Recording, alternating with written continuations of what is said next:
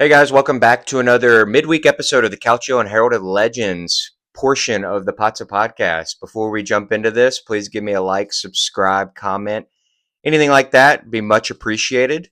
This week on the Calcio Unheralded Legends, we are going to be featuring Swiss international Gokhan Inler.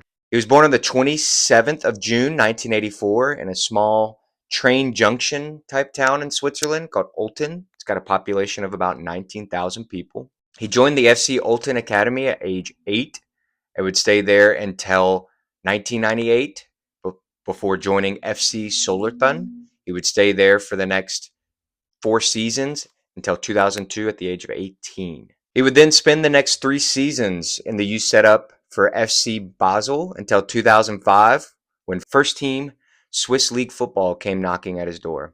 He would join Swiss Super League team FC Aarau and would stay there for a season, making 25 appearances and 3 league goals for the Swiss League club. On January 27th, 2006, he would make a €300,000 move to FC Zurich in the Swiss Super League. He would stay there for a season and a half, winning the league both seasons he was there, and also playing alongside Serie A journeyman Blenin Djemali. On July 4th, 2007, Udinese would pay FC Zurich the release clause for Gokhan Inler for €1 million, earning the Swiss player a move to Serie A and playing for Udinese Calcio, a team that had finished 10th place in the 06-07 season before. In his first season with Udinese, Inler would make every appearance eligible for Les Zebrette that season, helping them with 2 goals and 2 assists on the season, finishing 7th place and securing a UEFA Cup spot. Inler was the type of player that was made for Serie A at this point in time. He was a very hardworking, diminutive midfielder who could be deployed as a deep-lying midfielder or a box-to-box player. He was great with both feet. He had a long-range strike, as evidenced his second career Serie A goal in a 3-1 victory over Fiorentina that first season he was at Udinese. Had a great left-footed long-range strike against Fiorentina La Viola. He was also a very tall player, 183 centimeters, 6 foot for us American height people. And he used that height to win a lot of aerial duels in the midfield. He was a very, I would say, almost like a modern style midfielder during his time and play in Serie A. Very, very good. With Udinese is kind of where he broke out and had his most success. I guess we could even say in Serie A as whole is where he had his best success in his playing career and really broke into the fold on the international scene for Switzerland as well. His time at Udinese were filled with highs and lows. His first 2 seasons with Udinese, they would finish 7th place, qualifying them for the UEFA Cup. In the 08-09 season, they would make it all the way to the quarterfinals of the UEFA Cup, losing eventually to Werder Bremen, the German side, 6-4 on aggregate in the quarterfinals, game that went to extra time in that second leg. Then the lows came in the 08-09 season. They would finish 15th, securing safety from relegation on the second to last match day of the season. The highs came right back immediately after in the next season under manager Francesco Guidalin, who we've mentioned several times on these Calcio and Heralded Legends episodes. They would finish 4th in Serie A for the 2010-2011 season. This squad is a true streets will never forget type squad, having players like Samir Handanovic, the trio of Colombians, and Cristian Zapata, Pablo Amero, and Juan Cuadrado, who didn't get to play that much during this time, but we would see his impact on Serie A later. Ghanaian Kwadwo Asamoah, future Juve center back Mehdi Benatia, Antonio Flores, Udinese legend Gianpaolo Pinzi, German Diniz, outside right wing back, utility man, Chilean Maurizio Isla, and then 2 absolute legends of the Serie A, one of the most iconic strike duos of this time, maybe of the last 20, 25 years in Serie A. What we remember of this Udinese squad, Alexis Sanchez, the Chilean, and the small Italian Antonio Di Natale. who would go on to finish Capocannoniere that season with 28 goals for Udinese in the league. They would finish fourth, tied on points against Lazio, going ahead and qualifying for UEFA Champions League due to goal difference. Despite Udinese qualifying for the Champions League that season, they still sold some key players. Alexis Sanchez made his way to Barcelona.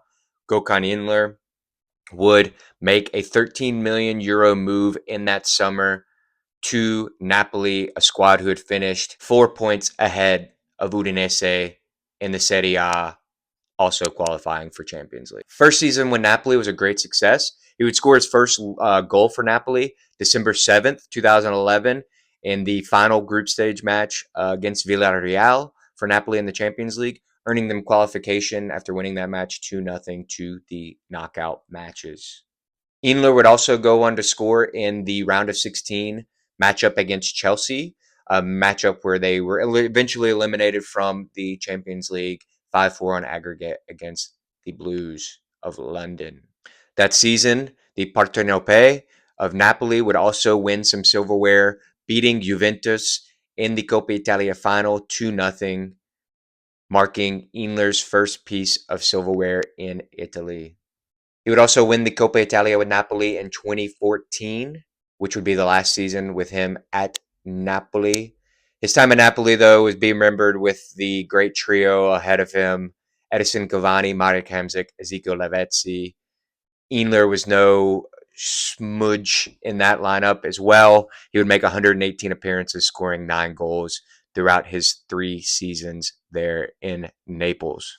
Despite the good performances in Naples, he would then make a move to the Premier League in the summer of 2015, making his move to Leicester City. This was the season that would be remembered as one of the most famous league seasons of all time in world football. The storybook, magical performance of Leicester that season. They would go on to win the league title, although Gokhan Inler would only make 5 appearances, being pretty much not able to break into the squad because of the performance of N'Golo Conte and Danny Drinkwater. Although he only made 5 performances, that was still enough for him to get a Premier League winning medal, being a part of that fairy tale season. He would then bounce around for the next 6 to 7 seasons in Turkish league football, starting out with Besiktas in 2016. He is a person of Turkish origin. Both of his parents are of Turkish descent, and he has come out and publicly stated that he is a huge fan of Besiktas. He used to go watch their training ground match or their trainings for summer league. I guess they had their setup in Switzerland. He would walk over and watch Besiktas when he was growing up and watch their trainings. He would go on to play in the Turkish league for Besiktas, Başakşehir, and Demirspor over those 6 or 7 seasons.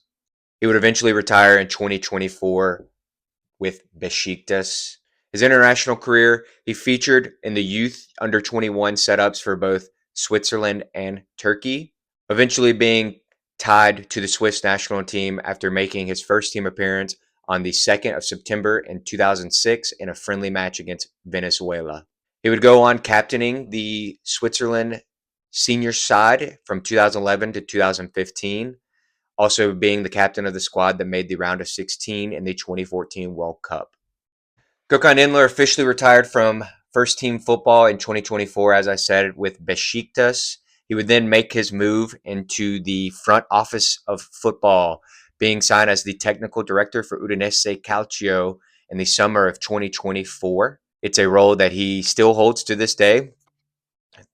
Semi-successful season for Udinese as him as technical director. They are in 11th place currently as we film this, and it looks like Inler will continue that role going on to the next part of the season.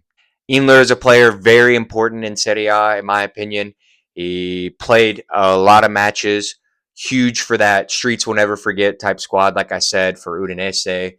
That Udinese squad, when Inler was there, was always an entertaining team to watch, a very good team, a tough team to play against, and one that had players upon players upon players that you can count on both hands that had an impact in Serie A. I think Inler is one that gets overlooked a little bit could probably say Maurizio Isla as well is another one that gets overlooked quite a bit that was on that squad.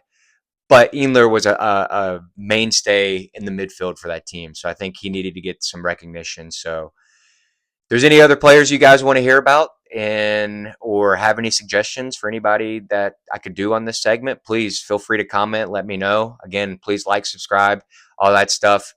And as always, Forza Inter.